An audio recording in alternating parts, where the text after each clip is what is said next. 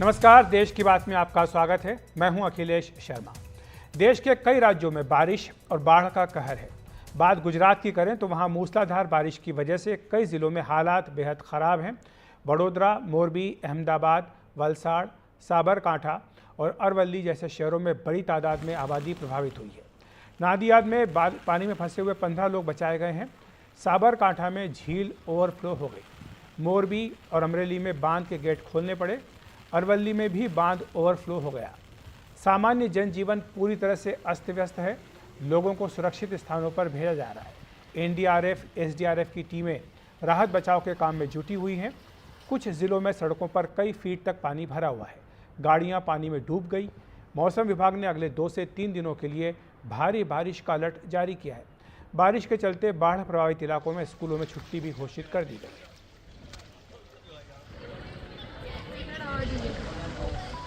तो ये अलग अलग तस्वीर आप देख सकते हैं जहाँ पर कि बाढ़ का पानी कई जगहों पर गांव में, शहरों में घुसा हुआ है। लोगों को सुरक्षित स्थानों पर ले जाया जा रहा है।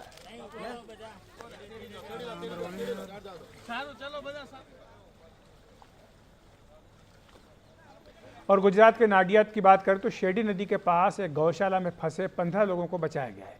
भारी बारिश के कारण गौशाला में पानी भर गया था, जिसके कारण यहाँ कुछ लोग फंस गए थे। एसडीआरएफ ने 12 घंटे ऑपरेशन चलाया। इसके बाद सभी को सुरक्षित बाहर निकाल दिया गया।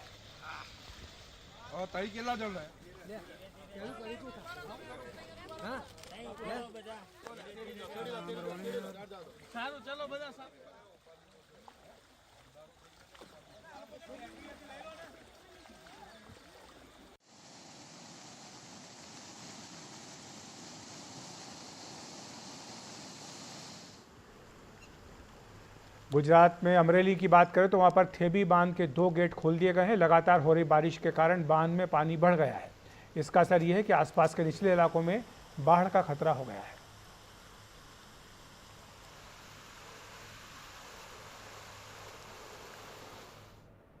और अब आपको तस्वीरें दिखा रहे हैं गुजरात के मोरबी की। यहां भी बांध के गेट खोलने पड़े, जिसके बाद शहर में कई जगह जल भराव की समस्या हुई है। आप तस्वीरों में देख सकते हैं कि सड़कों पर पानी भर गया है और कई बड़े वाहन, जिनमें कि ट्रक भी शामिल हैं, वो फंस गए।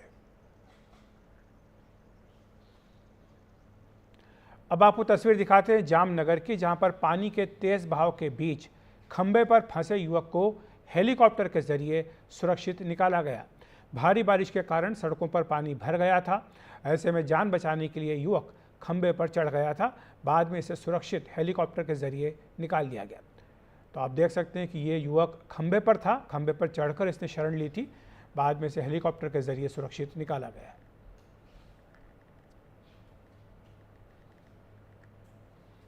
और वडोदरा का हरणी इलाका भी बारिश और बाढ़ से बेहाल है। लोगों को रोजाना के इस्तेमाल की ज़रूरी चीज़ें नहीं मिल पा रही हैं।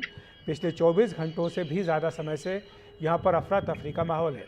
यहाँ कई घरों में बारिश का पानी भर गया। पूरे इलाके में बिजली और पीने के पानी की भी समस्या खड़ी हो गई है। ये रेजिडेंशियल इलाका है, जहाँ पर आप देख सकते हैं कि सड़कों पर घुटने घुटने तक, कमर कमर तक पानी भरा हुआ है।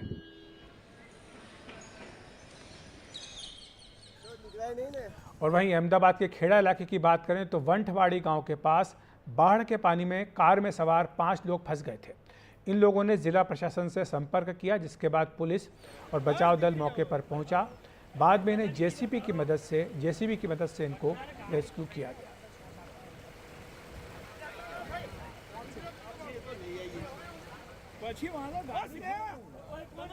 और वहीं साबरकांठा की बात करें तो हिम्मतनगर तहसील में झील ओवरफ्लो हो गई है। इसके बाद निचले इलाके के लोगों को यहां से हटने की चेतावनी दी गई। लोगों को आसपास के स्कूलों में शरण लेने की भी सलाह दी गई। हिम्मतनगर समेत ग्रामीण इलाकों में भारी बारिश के कारण अधिकांश झीलें ओवरफ्लो हो चुकी हैं।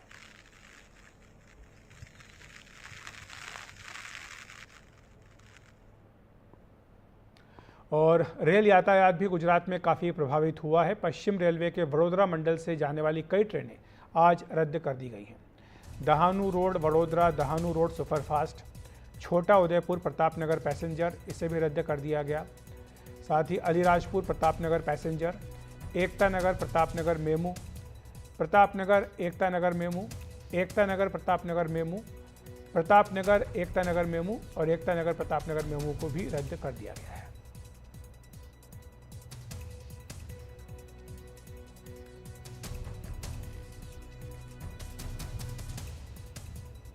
और गुजरात में कई इलाके बाढ़ से प्रभावित हैं। लोगों के घरों के अंदर तक पानी भर गया है।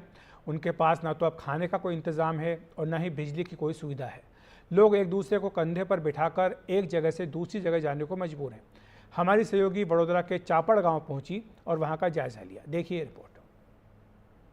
आप अगर देखें यहाँ पर तो हम ये एक गांव है और जिस पर मैं चल रही हूँ वो कोई नदी या कोई एक प्रकार का रिजर्वॉयर नहीं, बल्कि एक सड़क है जहाँ पर अक्सर लोग चलते हैं।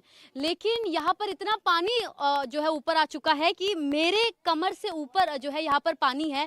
तो आप विचार करिए कि यहाँ पर महिलाएं और जो छोटे बच्चे हैं वो कैसे चलते होंगे। इसी के साथ अगर आप देखें तो यहाँ पर जो शेल्टर है वो वहाँ पर जो भैंसे हैं, जो जानवर है वो अटके हुए हैं, उन्हें भी निकालने का कोई साधन जो है यहाँ पर नजर नहीं आ रहा है। इसी के साथ अगर आप देखें तो यहाँ पर जो छोटे बच्चे हैं और जो लोग हैं वो अपने घर के ऊपर जैसे तैसे सपोर्ट लेकर खड़े हैं और यदि वो जरा सा भी नीचे उतरते हैं तो वो सीधे पानी में, यानी घर के चौखट से बाहर निकलते ही सीधा एक शख्स अपने रास्ते पर नहीं बल्कि पानी में उतरेगा। इतना ज्यादा पानी यहाँ पर मौजूद है। जो गाड़ी है, जो स्कूटर है और साथ ही जो वाहन है वो पूरे तरीके से पानी में जलमग्न हो चुके हैं। और इसी के साथ यहाँ पर जो कनेक्टिविटी है वो पूरे तरीके से टूट चुकी है। छोटे बच्चों से लेकर जो महिलाएं हैं, जो पुरुष हैं, वो अपने घर में बंध चुके हैं। और यहाँ तक पानी इतना ज्यादा है, बारिश इतनी ज्यादा पिछले कुछ घंटों से हो चुकी है कि यहाँ पर जो इन्हें रिसोर्सेज मिलने चाहिए, जो इन्हें यहाँ पर जो पानी और खाने की सुविधा मिलनी चाहिए, वो भी इन तक अब तक नहीं पहुंची है। लोगों से जान लेते हैं। आपका नाम क्या है और आप यहीं पे रहते हैं? हाँ, संदीप। कितने दिन से आप ऐसे ही अपने घर के अंदर बंधे हुए हैं? 3-4 दिन बनते। 3-4 दिन से। और किसी प्रकार की सहायता मिली है अब तक? नहीं मिली। और ये घर के बाहर इतना ज्यादा पानी में देख रहे हो, आपके घर के अंदर तक जो है पानी का ये लेवल मैच हो रहा है। मतलब कैसे आप लोग खा क्या रहे हैं, पी क्या रहे हैं? पानी का कोई व्यवस्था नहीं है, लाइट नहीं दिख रही है, कैसे जी रहे हैं? लाइट है? कुछ नहीं है, लाइट भी नहीं है, खाना भी नहीं है, कैसे खाए? कितने दिन से लाइट नहीं है? वो तो 3 दिन से होगा। आपको सीधे एक घर के अंदर लिए चलते हैं और यहाँ पर दिखाते हैं कि स्थिति क्या है। चौखट है, घर काफी ऊपर था, लेकिन पानी का स्तर इतना ज्यादा है कि यहाँ पर जो है घर के अंदर पानी घुस चुका है।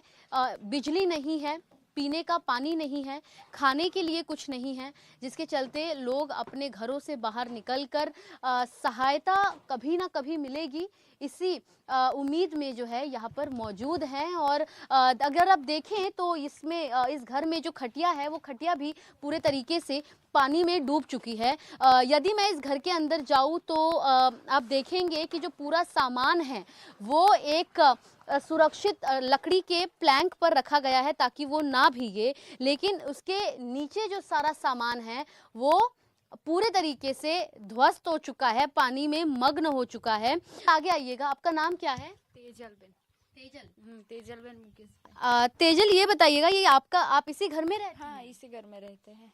पानी घुटनों तक है आपके, कैसे रह रहे हैं? कोई कैसे भी करके वो खटिया है ना, वो बाहर टांगी थी सुबह रात को। रात पूरी रात हम वो ईंटें हैं ना वो नीचे डाल के उसके ऊपर खाटला रख के फिर हम लोग पूरी रात बैठे रहते थे। खाने के लिए भी कोई नहीं आया, पूछने के लिए भी। मैं समझ पा रही हूँ। मेरे छोटे छोटे बच्चे हैं 3, क्या करूँ मैं? मेरी मम्मी के घर पे रखे, खाने के लिए भी कुछ नहीं है घर पे, सब भी गया है, कोई भी पूछने नहीं आता मुझे।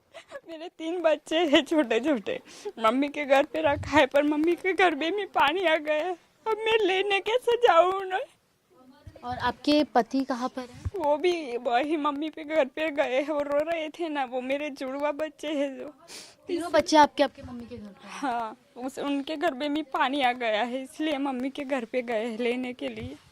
और अब तक आपको कुछ किसी प्रकार की सहायता नहीं कुछ भी सहायता नहीं मिली अभी तक। खाने के लिए कोई भी पूछने नहीं आया। हम क्या करें? बच्चों को भी क्या खिलाए? हम कुछ भी अच्छे नहीं, क्या खिलाएंगे? पिछले 3 दिन से गुजरात के कई ऐसे गांव जहां पर इस प्रकार की स्थिति आई हुई है, घर पूरे तरीके से जलमग्न हो चुके हैं। लोग अपने घरों के बाहर रुककर इंतजार कर रहे हैं कि खाना पहुंचे और उम्मीद कर रहे हैं कि दोबारा बारिश ना हो, क्योंकि बारिश होगी तो ये इस प्रकार पानी में फंसे हुए नजर आएंगे। घर का जो आधा दरवाजा है वो पूरा पानी में डूबा हुआ है और छोटी लड़कियों से लेकर महिलाएं और जो बुजुर्ग महिलाएं हैं, जो बुजुर्ग व्यक्ति हैं, उनको जो है वॉशरूम का एक्सेस नहीं है। वो यहाँ से अपनी सुविधा के लिए दुकान तक नहीं जा सकते क्योंकि दुकान बहुत ज़्यादा दूर है। वहाँ पर जाने के लिए जो गाड़ी और जो साइकिल की ज़रूरत है वो भी पूरे तरीके से पानी में डूबी हुई है। ऐसे में भारत के एक श्रेणी ये लोग भी है, लेकिन ये लोग मदद की गुहार ज़रूर लगा रहे हैं, लेकिन इंतज़ार में हैं क्योंकि इन तक सहायता पहुंच नहीं पा रही है। ऐसे में बारिश का पूरा कहर इस प्रकार गुजरात के कई जिलों में देखने मिल रहा है और ऐसे गांव वाले इलाकों में जहां पर पानी, खाने, बिजली की सुविधा नहीं है, वो पूरे तरीके से जो है इस समय उस स्थिति में नहीं है कि एक तो बात करें, और यदि बात कर रहे हैं तो अपनी आप बीती बताने के लिए ही कर रहे हैं। चापड़ गांव से कैमरा पर्सन प्रवीण रोहित के साथ सुजाता द्विवेदी, एनडीटीवी इंडिया के लिए। तो सुजाता की इस ग्राउंड रिपोर्ट में आपने देखा लोग किस तरह से परेशान हैं, उन्हें मदद की उम्मीद है। बारिश ना हो इस बात की प्रार्थना भी कर रहे हैं, लेकिन समस्या ये भी कि जो पानी भर गया है उसके कारण जो दिक्कतें आ रही उनसे उनको निजात कैसे मिले। खाने पीने की दिक्कत तो है ही, साथ ही बीमारियों को फैलने का भी खतरा है। सुजाता की एक और ग्राउंड रिपोर्ट देखते हैं गुजरात से। गुजरात में एक बार फिर बारिश का जोरदार कहर देखने मिल रहा है। सड़कों पर इतनी ज्यादा पानी भर चुकी है कि लोग इस पर चल नहीं पा रहे और गाड़ी चलने का सवाल तो उठता ही नहीं। हम इस समय गुजरात के चापड़ गांव में मौजूद हैं जो वडोदरा में पड़ता है और यहाँ पर हम आपको दृश्य दिखा रहे हैं इस गांव के एक घर की, जिसके ठीक चौखट के बाहर पानी भरा हुआ है और लोग अपने घरों में फंसे हुए हैं, घर से बाहर नहीं निकल पा रहे। ऐसे में गुजरात में पिछले कई दिनों से हो रहे मूसलाधार बारिश के कारण कई जिलों में बाढ़ जैसे हालात जो है वो बन गए हैं और अगर कहा जाए तो बाढ़ आ चुका है और जिसके चलते तमाम निचले इलाकों में इस प्रकार की जो है स्थिति देखने मिल रही है, जहां पर हर एक घर में और कई सारे गांवों में पानी बहुत ज्यादा भर चुका है।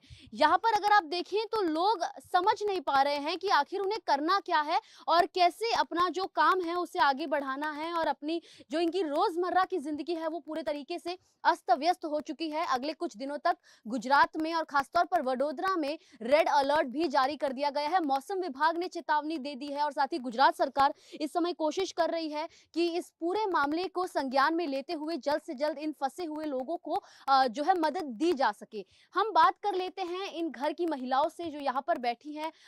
मैम, क्या इस समय स्थिति है, क्योंकि हम देख रहे हैं इतना जो पानी भरा है, कितने दिन से बारिश हो रही है कि इतनी ज्यादा पानी भर गई? हमें तीन दिन से बारिश हो रही है और कल से इतना सारा पानी आया, हम घर पे बाहर भी नहीं निकले, खाना भी नहीं खाया हमने। तो यानी इतना ज्यादा पानी भर चुका है। यहाँ अब तक कुछ सुविधा आई किसी प्रकार की? कोई सुविधा नहीं आई, कुछ भी सुविधा नहीं आई है और कल से ऐसे ही बाहर पड़े हैं। पापा भी चल भी नहीं पाते और यहाँ पे दूसरे घर थोड़े ऐसे खड़ा था, उधर हम पापा को लेके आए घर पे और खाना भी नहीं बनाया, पूरा घर में पानी पानी पानी भर गया है। यहाँ पर ना तो कुछ पीने खाने की व्यवस्था है, ना वॉशरूम की व्यवस्था है। आप कैसे, अगर आपको एक्सेस करना हो, वॉशरूम जाना हो, तो आप कैसे जा रहे हैं? अरे परेशान होके जा रहे हैं, ऐसे हमारे घर में पूरा पानी भर गया है, इतनी दिक्कत होती है। यहाँ से इतना दूर जाना पड़ता है हमको वॉशरूम के लिए, यहाँ भी खाना भी नहीं मिलता, ऐसे ही हम भूखे बैठे रहते हैं। पानी में जो जंगली सांप हैं उनके भी बाहर निकलने का बहुत ज्यादा जो है आशंका है, जिसके चलते लोग कहीं ना कहीं अब अपने घरों से बाहर इस पानी में चलने के लिए भी डर रहे हैं। जब हम यहाँ पर आ रहे थे, जब एनडीटीवी की टीम आ रही थी, तो यहाँ के जो गांव के लोग हैं, जो स्थानिक हैं, उन्होंने हमें बताया कि यहाँ पर यदि आप 5 सेकंड एक पानी के एक स्थल पर खड़े हो जाए तो जो सांप है वो आपको काट सकता है और सांप के साथ साथ कई ऐसे अलग अलग प्रकार के जो जानवर है वो भी यहाँ पर इस जंगल में घूमते हुए नजर आते हैं, जिसके चलते लोगों में डर और साथ ही किसी प्रकार की सहायता इन तक अब तक पहुंची नहीं है, ऐसा इनका कहना है। और सहायता कब पहुंचेगी इसको लेकर भी ये राह तक रहे हैं, आसार इंतजार में हैं कि इन तक सहायता पहुंचेगी। गुजरात में न सिर्फ वडोदरा बल्कि सूरत और साथ ही भरूच जैसे इलाकों में भी इस समय अलर्ट जारी कर दिया गया है। लोगों को चेतित कर दिया गया है कि वो अपना ध्यान दें। लेकिन इस प्रकार इन घरों में जो लोग फंसे हुए हैं उनकी सहायता के लिए जल्द से जल्द इन तक जो इनकी तमाम सुविधाएं हैं, जो बेसिक नेसेसिटी हैं, रोटी और पानी की और साथ ही खाने की, वो इन तक पहुंचे, इसको लेकर ये लोग लगातार गुहार लगा रहे हैं। गुजरात से कैमरा पर्सन प्रवीण रोहित के साथ सुजाता द्विवेदी, एनडीटीवी इंडिया के लिए। तो ये आपने देखा सुजाता की रिपोर्ट जो बता रही है कि लोग किस हद तक परेशान हैं। ख़ासतौर से महिलाओं को दिक्कत ज़्यादा हो रही है, खाने पीने की भी समस्या है। तो ये आप 8 अलग अलग तस्वीरों में देख सकते हैं, जिसकी बात हमने शुरुआत में भी की थी कि नाडियाद से लेकर के अरवली, अमरेली, वडोदरा, साबरकांठा, जामनगर, जहाँ पर बारिश के कारण जो पानी है वो कई जगह शहरी इलाकों में, ग्रामीण इलाकों में, आवासीय इलाकों में घुस गया है और जिसके चलते लोगों को काफ़ी दिक्कत का सामना करना पड़ रहा है। लोगों के घरों में भी पानी घुसा है और कई जगह, जैसा आप एक तस्वीर देख सकते हैं कि एक युवक जो खंबे पर चढ़ गया था पानी से बचने के लिए, उसको हेलीकॉप्टर से निकाला गया। एक जगह कार फंस गई थी, बांध के दरवाजे खोलने पड़े, इस लिहाज से वहाँ पर भी कई जगह शहरों में पानी घुस गया है। ये आप अलग अलग तस्वीरों में देख सकते हैं कि जहाँ पर बारिश के कारण गुजरात में बुरा हाल हो रहा है। कई झीलें हैं जो ओवरफ्लो हो गई हैं। तो ये अलग अलग तस्वीरों में आप देख सकते हैं वडोदरा की तस्वीर, जहाँ पर कि आवासीय इलाके में भी पानी घुस गया है। सुजाता की एक और रिपोर्ट देखते हैं, ग्राउंड रिपोर्ट की, वहाँ पर हालात क्या हैं और प्रशासन किस तरह से राहत पहुँचाने की कोशिश कर रहा है। गुजरात में पिछले दिन हुए भारी बारिश के चलते कई सारे गांव और जिलों की कनेक्टिविटी पूरे तरीके से टूट चुकी है। सड़क जलमग्न हो चुके हैं और लोगों के पास अब दुकान या अस्पताल तक जाने का कोई साधन या पैसे नहीं बचे। हम इस समय चापड़ में मौजूद हैं जो गुजरात के वडोदरा में स्थित है और इस गांव के जो रास्ते हैं वो पूरे तरीके से नदी बन चुकी हैं और लोगों को जिस दिन भारी बारिश हुई उस दिन उन्हें खुद को शेल्टर देने के लिए अपने आप को एक स्कूल में लाकर ये लोग ने यहाँ पर रह रहे हैं। अगर आप देखें तो यहाँ पर जो तमाम परिवार हैं उस गाँव के वो मौजूद हैं और ये सभी लोगों के जो घर हैं वो पूरे तरीके से जलमग्न होने के चलते इन्हें इस विद्यालय में रहना पड़ रहा है जो गांव से सटकर थोड़ी दूरी पर है, जिसका नाम श्री रणछोड़ दास विद्यालय है। और इसी के साथ न सिर्फ एक या दो बल्कि ऐसे कई सारे परिवार हैं जो पूरे तरीके से अपने घर से हाथ धो बैठे हैं, घर होने के बावजूद बेघर हो चुके हैं। इनसे समझ लेते हैं, आपका जो घर है उसमें बिल्कुल जगह नहीं है, यानी कुछ लोग हैं जिनके घर में पानी है फिर भी वही रह रहे हैं, आप लोग क्यों यहाँ पे रह रहे हो? बहुत पानी है, हम डूब जाते हैं, इतना पानी है घर पे। तो देखिए जो छोटे बच्चे हैं वो स्कूल नहीं जा पा रहे हैं, छोटी छोटी बच्चियां हैं, ये भी यहाँ पर अपने माँ के साथ और अपने परिवार के साथ रह रही हैं। आपके घर की क्या स्थिति है? घर में पूरे तरीके से पानी जा चुका है? पूरा घर डूब गया है, बच्चे लेके कहाँ से जाए कि हम लोग। कितने छोटे बच्चे हैं आपके? 2 बच्चे हैं, छोटे छोटे बच्चे, दूसरा 2 है, 4 बच्चे। छोटे छोटे बच्चे अगर आप देखें यहाँ पर तो कुछ महीने के बच्चे जो है वो भी यहाँ पर उन्हें रखना पड़ रहा है, ज़मीन पर सुलाना पड़ रहा है क्योंकि इनके घर में पानी पूरे तरीके से अंदर जा चुका है। ये कितने महीने का बच्चा है? ये नहीं 9 महीने का बच्चा है। ऐसा क्या हुआ कि आप लोग को अपने घर से निकल कर यहाँ पर आना पड़ा और यहाँ पर आप ये पानी भर गए सब में, એટલે बाहर निकल गया। पानी आता है तो सब टूट गया, कहाँ से रहेगा ना पानी में, बच्चे लेके निकल गया।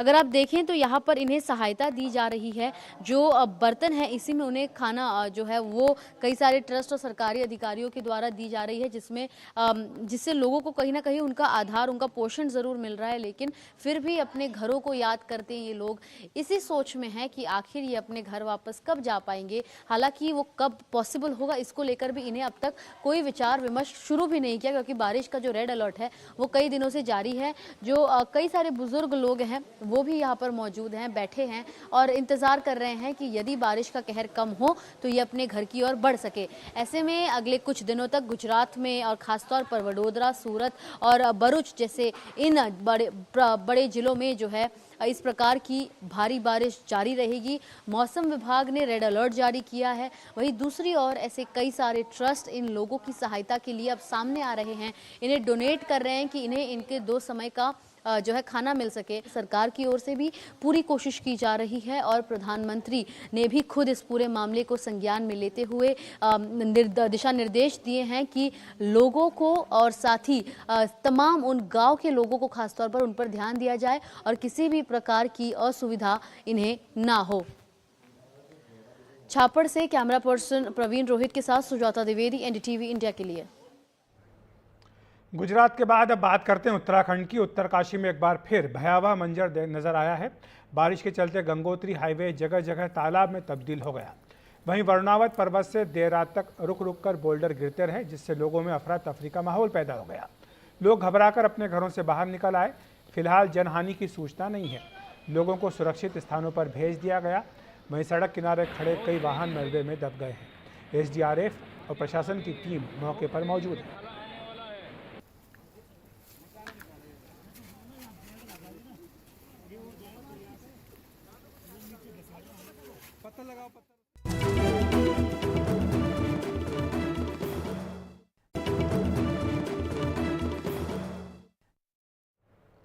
अब खबर यूपी के बहराइच से, जहां भेड़ियों की वजह से लोग आतंकित हैं।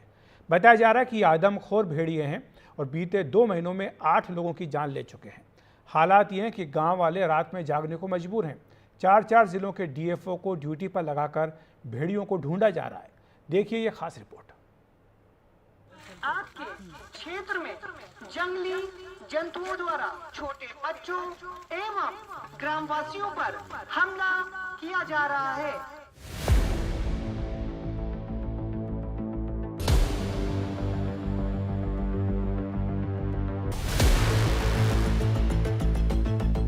भेड़िया आपके गांव में प्रवेश नहीं करेगा।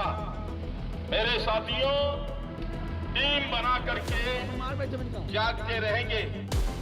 4 भेड़िए, 2 महीने, 8 लोगों की मौत और करीब 2 दर्जन घायल।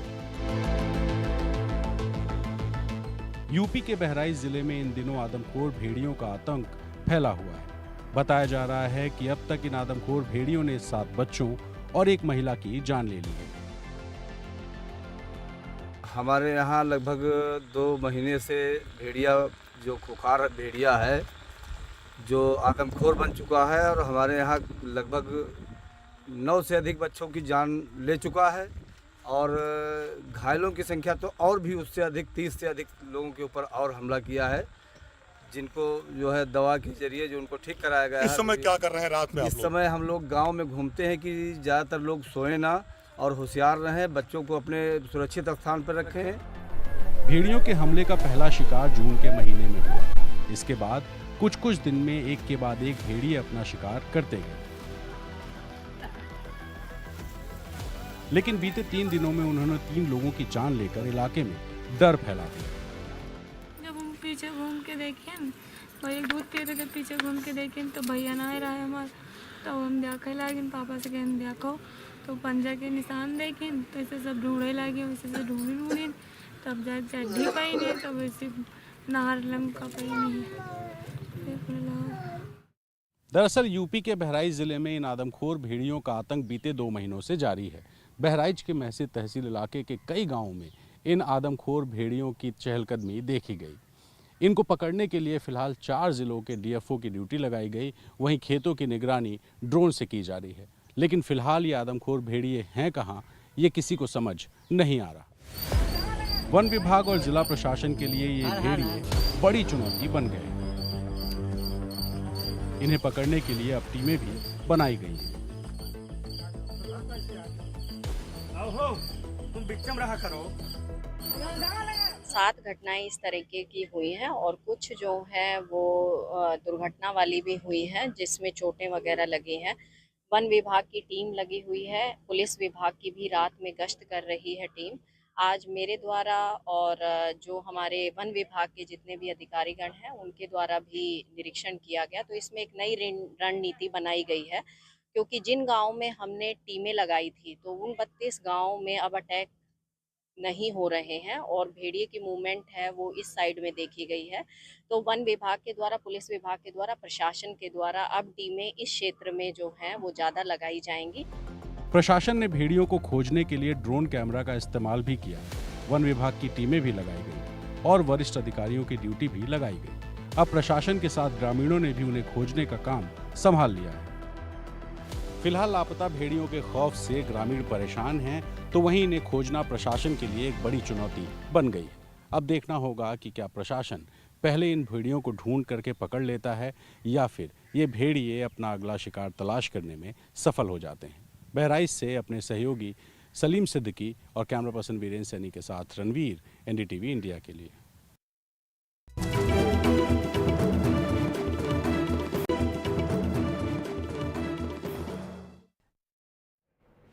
कोलकाता में जूनियर डॉक्टरों के फोरम ने आज एक बड़ी रैली निकाली।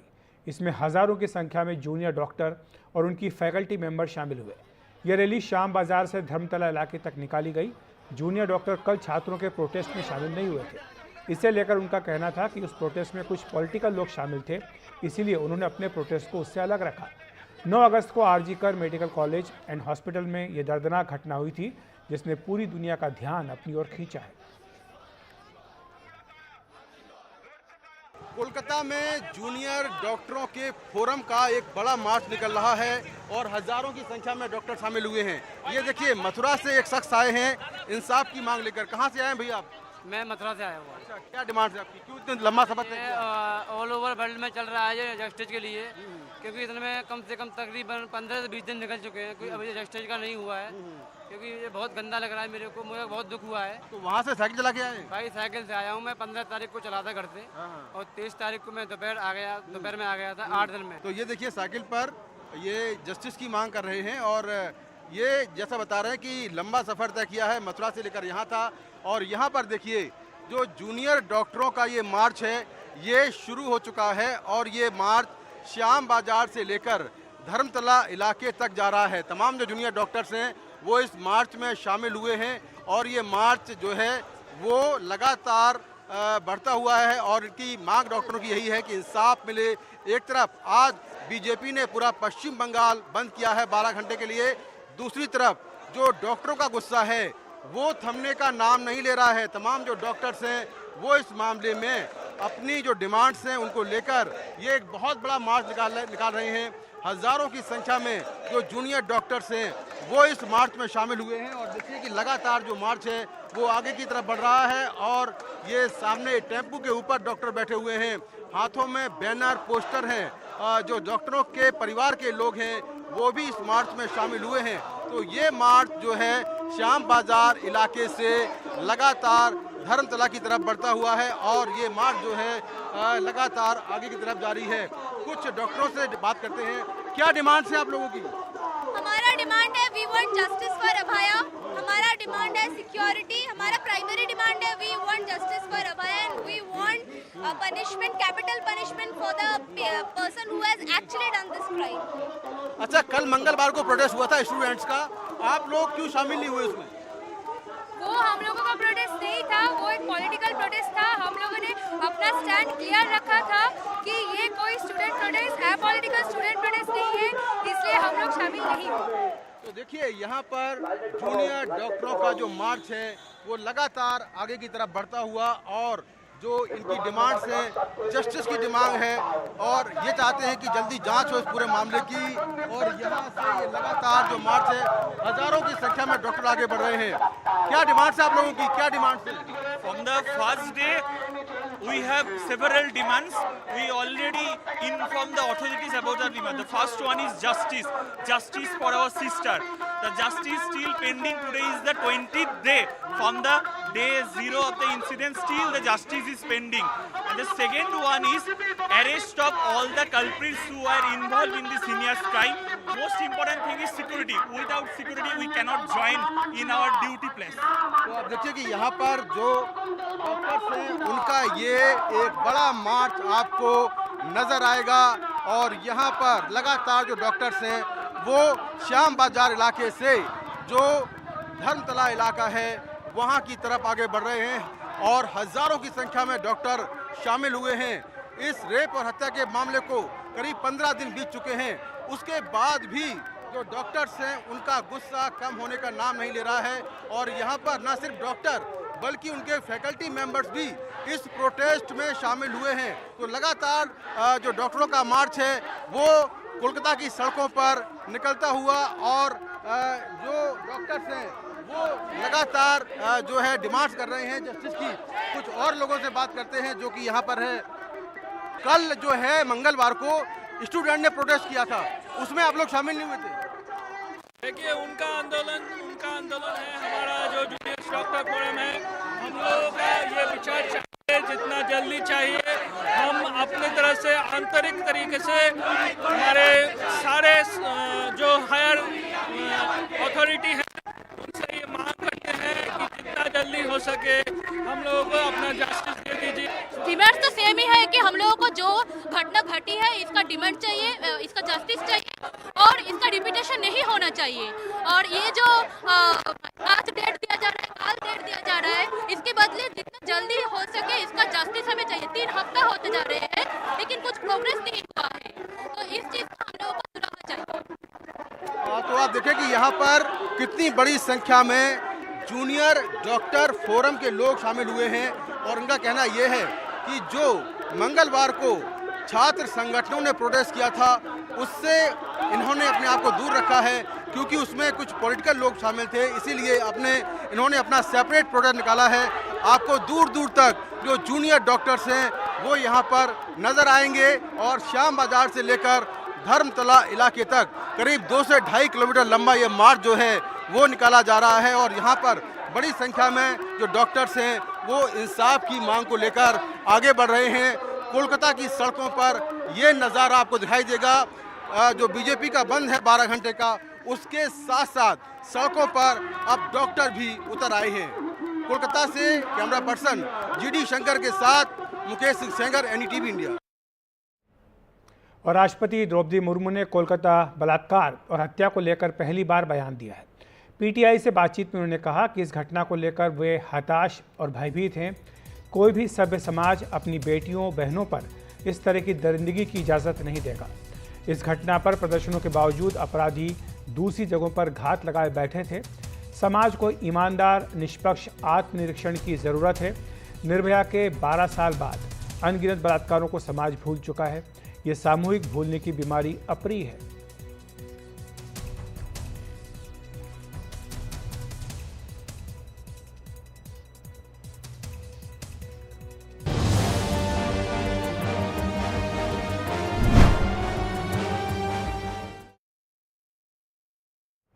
और बीजेपी ने आज 12 घंटे का बंगाल बंद बुलाया। कई इलाकों में इसका असर भी दिखाई दिया। राजधानी कोलकाता में कई जगहों पर दुकानें बंद रहीं। राज्य के दूसरे शहरों में बंद का असर भी देखने को मिला है। इस दौरान कई जगह बीजेपी कार्यकर्ताओं की पुलिस और TMC कार्यकर्ताओं के साथ झड़प भी हुई। पश्चिमी मिदनापुर में कुछ लोगों ने सड़क पर टायर रखकर उसमें आग लगा दी। पुलिस ने लॉकेट चटर्जी समेत कई बीजेपी नेताओं को हिरासत में ले लिया। ये बंद कल प्रदर्शनकारियों पर पुलिस की लाठीचार्ज के खिलाफ बुलाया गया था। और कोलकाता में बीजेपी और TMC कार्यकर्ताओं में झड़प भी देखने को मिली है। ये तस्वीरों में आप देख सकते हैं कि बीजेपी कार्यकर्ता जो कि बंद के लिए सड़कों पर निकले थे, उनकी झड़प हुई TMC कार्यकर्ताओं के साथ।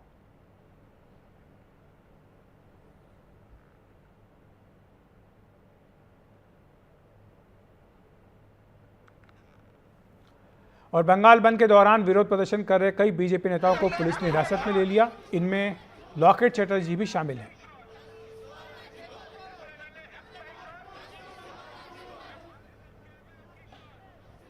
वहीं अलीपुरद्वार में बीजेपी कार्यकर्ताओं और पुलिस के बीच झड़प देखने को मिली। इस दौरान कुछ कार्यकर्ता हिरासत में भी ले लिए गए।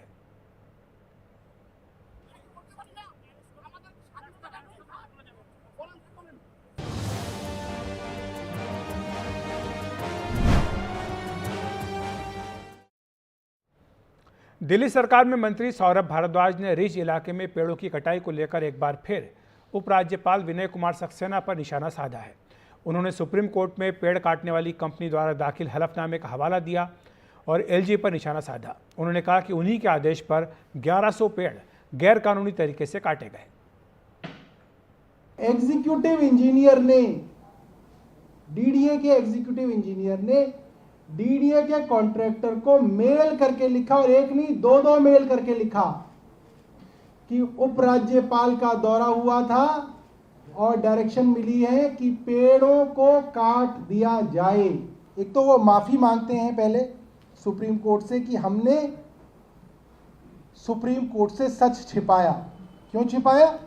क्योंकि जो पेड़ गैर कानूनी तरीके से पहले ही काट चुके थे, चोरी पकड़े जाने के बाद सुप्रीम कोर्ट में उनको काटने की परमिशन मांगने गए। उन्होंने ये मान लिया कि ये पेड़ 16 फरवरी से लेकर 10 दिन के अंदर गैर कानूनी तरीके से काटे गए। ये बात डीडीए के वाइस चेयरमैन ने अपने हलफनामे में मान ली है।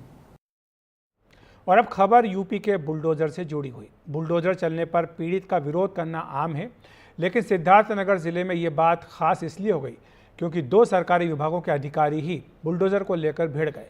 क्या है ये पूरा मामला, देखिए इस खास रिपोर्ट में।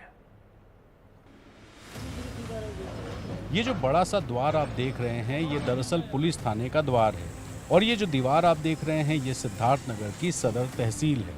अतिक्रमण कर बनाए गए ये दोनों ढांचे जमींदोज हो गए, लेकिन उससे पहले क्या हुआ, आइए देखते हैं।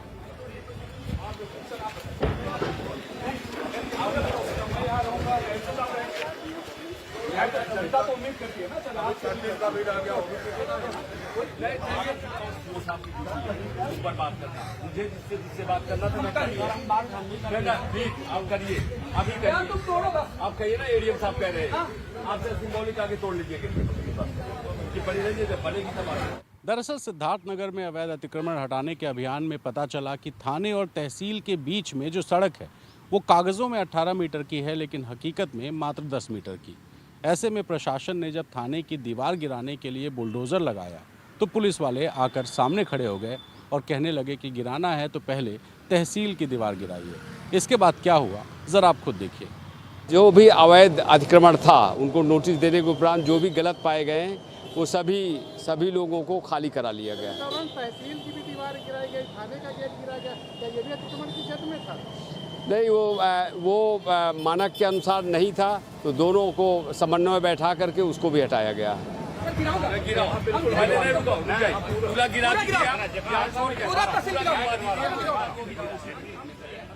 सफेद शर्ट में एसडीएम साहब हैं और खाकी वर्दी में पुलिस वाले।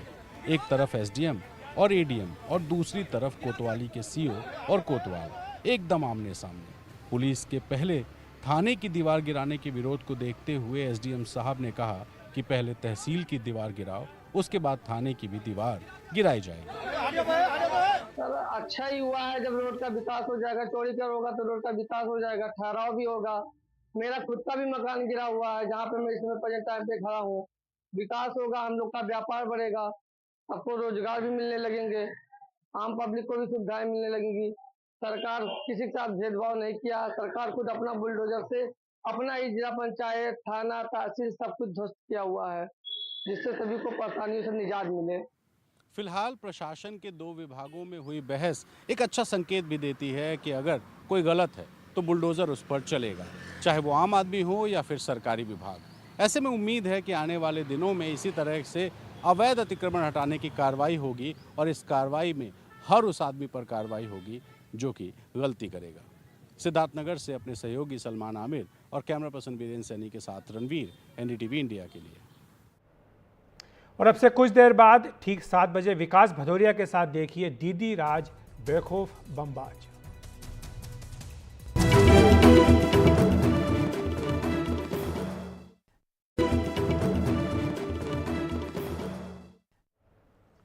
त्योहारों का मौसम शुरू हो चुका है। ऐसे में क्विक कॉमर्स कंपनियों जैसे जोमेटो, स्विगी, इंस्टामार्ट, जेप्टो के कुछ कर्मचारी अच्छी कमाई की उम्मीद कर रहे हैं, तो वहीं कुछ की उम्मीदें टूट चुकी हैं।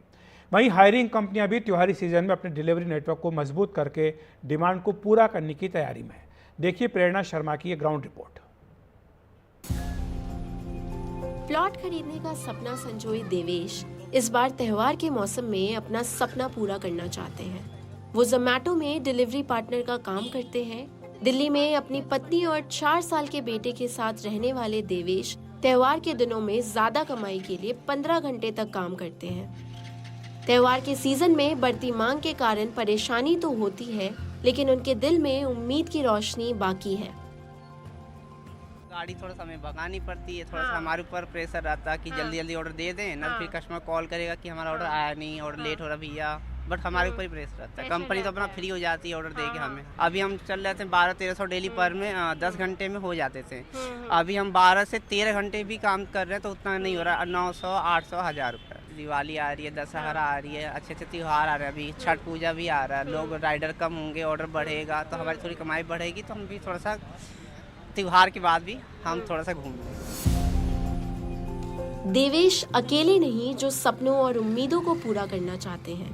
जेप्टो के साथ काम कर रहे रवि भी बाइक खरीदने का सपना लिए त्योहारों के मौसम का बेसब्री से इंतजार कर रहे हैं, क्योंकि त्योहार के मौसम में जितने ज्यादा ऑर्डर पूरे होते हैं उतना इंसेंटिव मिलता है। अभी सीजन रक्षाबंधन आया है और ये कृष्ण जन्माष्टमी में काफी ऑर्डर गिरे हैं और काफी बढ़िया रिस्पॉन्स आया है। तो लगभग एक दिन का कितना कमाई हो जाता है अगर त्योहार के सीजन में देखें इंसेंटिव के हिसाब से? तो मैम इस पे सैलरी मतलब ऑर्डर के हिसाब से तो नहीं होता है, लेकिन इंसेंटिव वगैरह मिला के सही हो जाता है, कमाई वगैरह सही हो जाती है, क्योंकि त्योहारों पे ऑफर चलता है कि इतने ऑर्डर डालोगे तो इतना एक्स्ट्रा मिलेगा, इतना ऑर्डर, ऐसा हो जाता है। वही कुछ ऐसे लोग भी हैं जो अब नाउम्मीद हो चुके हैं। काम बहुत ज़्यादा ख़राब चल रहा है। ये स्विगी कंपनी ने 4-5 कंपनियां बना रखी हैं, रैपिडो और शैडोफैक्स, डिंजो लोड शेयर वगैरह।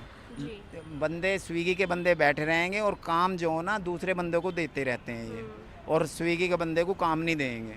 बहुत ज़्यादा परेशान कर रहे हैं। त्योहारों में तो सबसे ज़्यादा घटिया काम हो जाता है कि सारे त्योहारों के जितने भी ऑर्डर होते हैं ना, हमारे लिए ना दे के किसी और पार्टियों को दे देते हैं। अच्छा। ये कहते हैं कि दूसरे कमाएं, स्विगी वाले तो कमाते रहेंगे, अपने आदमी है।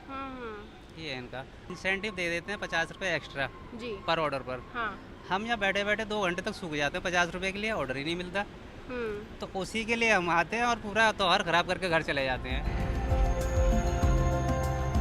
कंपनियां भी त्योहारों के मौसम में अपने कारोबार को और मजबूत करने की तैयारी में है।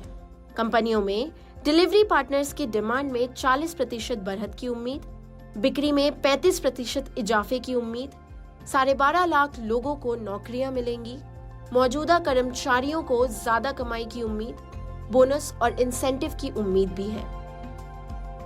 त्योहारों के रौनक के बीच उम्मीदों और चुनौतियों का ये संगम साफ नजर आ रहा है।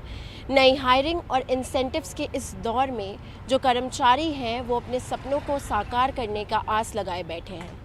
नई दिल्ली से प्रेरणा शर्मा, एनडीटीवी इंडिया के लिए। तिब्बत और पूरे हिमालय क्षेत्रों में बौद्ध धर्म के प्रसार के लिए दूसरे बुद्ध के रूप में विख्यात गुरु पद्मसंभव के जीवन और विरासत पर केंद्रित प्रतिष्ठित 2 दिवसीय अंतर्राष्ट्रीय सम्मेलन की शुरुआत हुई है। ये कार्यक्रम ऐतिहासिक नव नालंदा महाविहार में हो रहा है। इंटरनेशनल बुद्धिस्ट कॉन्फेडरेशन (IBC) नई दिल्ली और नव नालंदा महाविहार के संयुक्त तत्वाधान में आयोजित इस कार्यक्रम में दुनिया भर से प्रख्यात विद्वान, भिक्षु और गणमान्य शामिल हुए।